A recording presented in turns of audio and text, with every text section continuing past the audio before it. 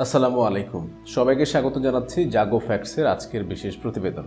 বিস্তারিত জানতে শেষ পর্যন্ত আমাদের সাথেই থাকুন।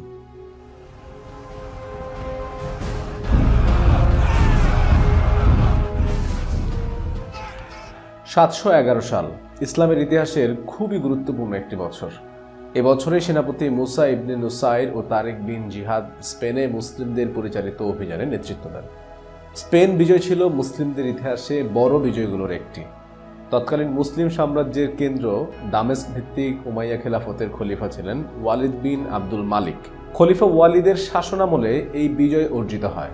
তৎকালীন উত্তর আফ্রিকা আন্দালুস বিজয়ের 70 বছর পূর্বেই আফ্রিকার উত্তরাঞ্চল মুসলিমদের অধিকারে চলে যায়।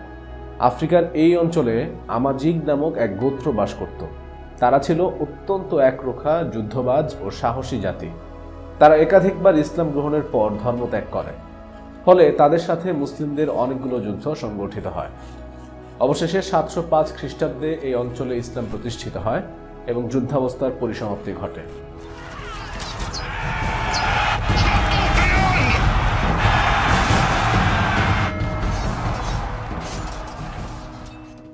মুসা ইবনে নুসাইর। মুসা বিন নুসাইর ছিলেন একজন সুদক্ষ সেনাপতি। তার শাসনামলেই উত্তর আফ্রিকায় উমাইয়াদের ভিত মজবুত হয়। তিনি উমাইয়া প্রশাসনের অনেক গুরুত্বপূর্ণ পদ অলঙ্কৃত করেন। 77 হিজরিতে খলিফা ওয়ালিদ বিন আব্দুল মালিকের শাসনামলে তিনি ইফ্রিকিয়া, যেটি বর্তমানে তিউনিসিয়া, ও মাগরেবের, যেটি বর্তমানে মরক্কো, আলজেরিয়া ও লিবিয়ার পশ্চিমাঞ্চল, সেখানকার প্রশাসকের দায়িত্ব পান। প্রশাসকের দায়িত্ব লাভ করেই মুসা তার শাসনাধীন অঞ্চলের স্থিতিশীলতার দিকে জোর দেন। তার মাধ্যমে সিউটা ব্যতীত পুরো মাগরেব অঞ্চলে উমাইয়া শাসন প্রতিষ্ঠিত হয়। তারিক বিন জিয়াদ। মুসলিমদের স্পেন বিজয়ের কথা আসলেই যার কথা আর বীরত্ব আমাদের সামনে আসে, তিনি তারিক বিন জিয়াদ। তিনি আরব বংশোদ্ভূত ছিলেন না, তিনি ছিলেন উত্তর আফ্রিকার আমাজিগ বা বারবার বংশোদ্ভূত। আফ্রিকা অঞ্চলের অধিবাসীদের দৈহিক বৈশিষ্ট্যের বিপরীতে আমাজিগরা ছিল শ্বেতাঙ্গ। এ কারণে বংশমূলের বিচারে কেউ কেউ তাদের ইউরোপীয় মনে করেন। দীর্ঘদেহী তারিক বিন জিয়াদ ছিলেন অসাধারণ নেতৃত্ব গুণের অধিকারী। তিনি অনারব হলেও আরবিতে অনর্গল কথা বলতে পারতেন। ফলে তিনিই ছিলেন আমাজিগ ও আরবদের মিশ্র সেনাপতির যোগ্য সেনাপতি। তাকে সেনাপতি নিয়োগ দিয়ে মুসা ইবনে নুসাইর দূরদর্শিতার পরিচয় দেন। তরিফ বিন মালিকের নেতৃত্বে স্পেনে মুসলিমদের অগ্রাভিযান। মুসা খলিফার কাছে অনুমতি প্রার্থনা করে বসে থাকেননি। অনুমতি পাওয়ার সাথে সাথেই যেন অভিযান শুরু করতে পারেন, সেই উদ্দেশ্যে সেনাবাহিনী গঠন করতে থাকেন। তখন খলিফার অনুমতি পাওয়া মাত্র মুসা 500 সৈন্যের এক বাহিনী পাঠিয়ে দেন। এদের মধ্যে 100 ছিল অশ্বারোহী আর 400 পদাতিক। তাদের কাজ ছিল অভিযানের জন্য আন্দালুসের পরিবেশ পরিস্থিতি নিরীক্ষা করা। অবশেষে 710 খ্রিস্টাব্দে তারা তরিফ বিন মালিকের নেতৃত্বে আন্দালুস ভূমিতে পা রাখে।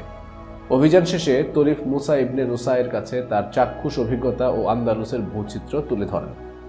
এই অভিযানের মূল উদ্দেশ্যই ছিল আন্দালুস সংক্রান্ত যাবতীয় গোয়েন্দা তথ্য সংগ্রহ। তাদের সংগৃহীত তথ্যের ভিত্তিতে মুসা ইবনে নুসাইর তার পরবর্তী রণকৌশলে ঠিক করেন। তারিক বিন জিয়াদের আন্দালুস অভিযান।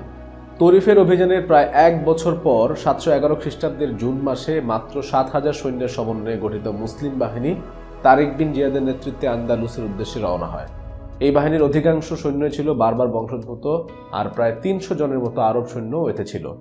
তারিকের সহযোগী হিসেবে এই বাহিনীতে ছিল বিখ্যাত সেনাপতি মুগিস রুমি। তারিক তার বাহিনী নিয়ে আন্দালুসের যে স্থানে অবতরণ করে তার নাম ছিল লাইনজারাক। পরবর্তীতে এর নাম পরিবর্তিত হয়ে জাবালুত তারিক বা জিব্রাল্টার। আন্দালুস ভূমিতে তারিক বিন জিয়াদ। মুসলিম বাহিনী জাবালুত তারিক থেকে নিকটবর্তী আল জেরিসাস পৌঁছালে সর্বপ্রথম প্রতিরোধের সম্মুখীন হয়। প্রতিরোধকারী বাহিনীটি ছিল মূল বাহিনীর একটি আঞ্চলিক টহল বাহিনী, যার নেতৃত্বে ছিল সেনাপতি টুডমির। মুসলিমরা খুব সহজেই এই বাহিনীকে পরাজিত করে। পরাজিত আন্দালুস বাহিনীর সেনাপতি টুডমির আসন্ন বিপদ টের পেয়ে তৎক্ষণাৎ আন্দালুসের শাসক রডারিকের কাছে জরুরি বার্তা প্রেরণ করেন। কিন্তু রডারিক তার সাম্রাজ্যে এই নতুন আগন্তুকের সংবাদে খুব একটা বিচলিত হলেন না। তিনি ভাবলেন তারা হয়তো সীমান্তে অঞ্চলে লুটপাট করে চলে যাবে। কিন্তু রডারিকের ঘুম ভাঙল যখন শুনলেন মুসলিম বাহিনী কর্ডোভার দিকে অগ্রসর হচ্ছে। তিনি খুব দ্রুত সৈন্য সমাবেশ ঘটালেন আর তার ভাগ্নে ও স্পেনের অন্যতম শ্রেষ্ঠ সেনাপতি বেনশিওর নেতৃত্বে মুসলিমদের প্রতিরোধ করার জন্য শক্তিশালী সামরিক বাহিনী প্রেরণ করলেন। এ বাহিনীও তারিকের হাতে পরাজিত হল। পরপর এই দুটি যুদ্ধে মুসলিমদের ক্ষয়ক্ষতি তেমন একটা হয়নি বললেই চলে। পরাজয়ের সংবাদ রডারিকের মাথায় বজ্রপাতের মতো আঘাত করল। তিনি এই বাহিনীর মোকাবেলায় আরও একটি বিশাল বাহিনী প্রস্তুত করলেন। নতুন এই বাহিনীর সৈন্য সংখ্যা ছিল প্রায় 1 লক্ষ। এই বিশাল বাহিনীর সংবাদে তারিক বিচলিত হয়ে পড়েন। তিনি মুসা বিন নুসাইরের কাছে সাহায্য চেয়ে বার্তা পাঠালেন। বার্তা পেয়ে মুসা বিন নুসাইর তারিফ বিন মালিকের নেতৃত্বে আরও 5000 সৈন্যের সাহায্যকারী বাহিনী প্রেরণ করেন। এতে মুসলিম বাহিনীর সংখ্যা বৃদ্ধি পেয়ে প্রায় 12,000-এ পৌঁছায়। বারবাক প্রান্তরের ঐতিহাসিক যুদ্ধ। মুসলিমদের মোকাবিলায় এবার স্বয়ং রডারিক নিজেই তার বিশাল বাহিনী নিয়ে এগিয়ে আসলেন। অন্যদিকে তারিক বারাবাত উপত্যকাকে বা যে গজালাট রডারিকের মোকাবিলায় উপযুক্ত মনে করে সেখানেই মুসলিম বাহিনী নিয়ে অবস্থান নিলেন। ভৌগোলিকভাবে বারবাত উপত্যকার দুটি দিক পাহাড় আর একটি দিক হ্রদ দ্বারা বিচ্ছিন্ন। তারিক মুসলিম বাহিনীর পেছন দিকে পাহাড় রেখে তার সামনে মুসলিম বাহিনীকে স্থাপন করলেন। মুসলিম বাহিনীর ডানেও ছিল পাহাড় আর বামে ছিল প্রাকৃতিক হ্রদটি। তাছাড়া তিনি তারিফ বিন মালিকের নেতৃত্বে উপত্যকার দক্ষিণের বা মূল বাহিনীর পেছনে একমাত্র প্রবেশ পথে একদল সেনা মোতায়েন করেন। পেছন থেকে আক্রমণের পথও রুদ্ধ হয়ে যায়। অন্যদিকে স্বর্ণের সিংহাসনে উপবিষ্ট হয়ে 1 লক্ষ সৈন্যের নেতৃত্ব রাজা রডারিক নিজেই দিচ্ছিলেন। 711 খ্রিস্টাব্দের 19 জুন মোতাবেক 92 হিজরির 28 রমজান রোজ রবিবার উভয় বাহিনী মুখোমুখি হল। 8 দিন যুদ্ধ শেষে রডারিকের নেতৃত্বাধীন গোথ বাহিনী মুসলিমদের কাছে পরাজিত হল। রডারিক যুদ্ধক্ষেত্রে নিহত হন। পরাজিত গোথ বাহিনী তাদের পরাজয়ের প্রতিশোধ নিতে দক্ষিণ আন্দালুসের অন্যতম নগরী ইসিজাতে একত্রিত হচ্ছে। এই সংবাদ পাওয়া মাত্র তারিক বিন জিয়াদ ইসিজার দিকে অগ্রসর হন। প্রতিমধ্যে তিনি সিডোনিয়া ও মুরুর নগরী জয় করেন। ইসিজায় মুসলিমদের সাথে গোথদের প্রচণ্ড যুদ্ধে গোত্রা আবার পরাজিত হয়। ইসিজা জয়ের পর তারিক বিন জিয়াদ তার বাহিনীকে ক্ষুদ্র ক্ষুদ্র দলে ভাগ করে বিভিন্ন শহরের উদ্দেশ্যে প্রেরণ করেন, আর মূল বাহিনী রওনা হয় আন্দালুসিয়ার তৎকালীন রাজধানী টলেডোর উদ্দেশ্যে। ক্ষুদ্র সেই বাহিনীগুলোর মাধ্যমেই আন্দালুসিয়ার গুরুত্বপূর্ণ নগরী কর্ডোভা, গ্রানাডা, মালাগা ও মুরসিয়া মুসলিমদের হাতে আসে।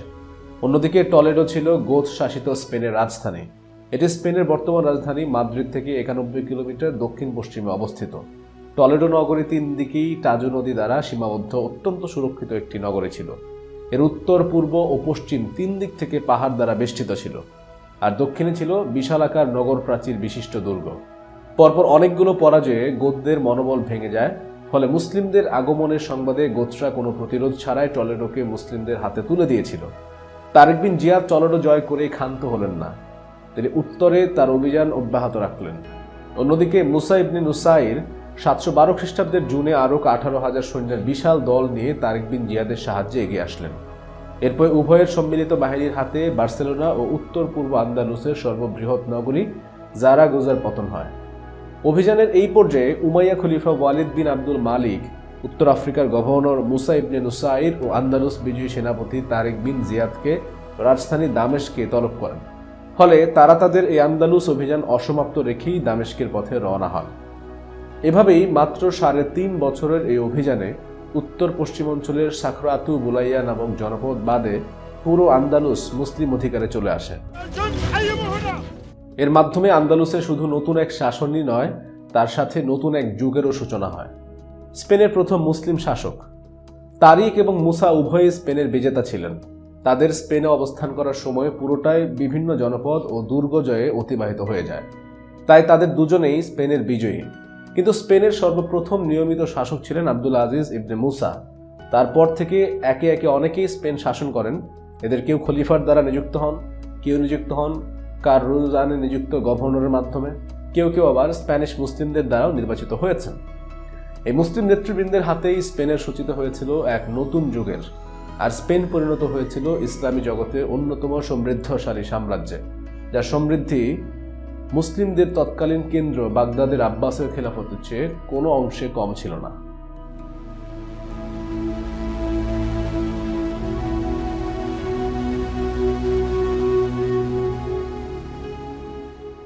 দর্শক, এই ছিল আমাদের আজকের বিশেষ প্রতিবেদন। এতক্ষণ সঙ্গে থাকার জন্য অসংখ্য ধন্যবাদ।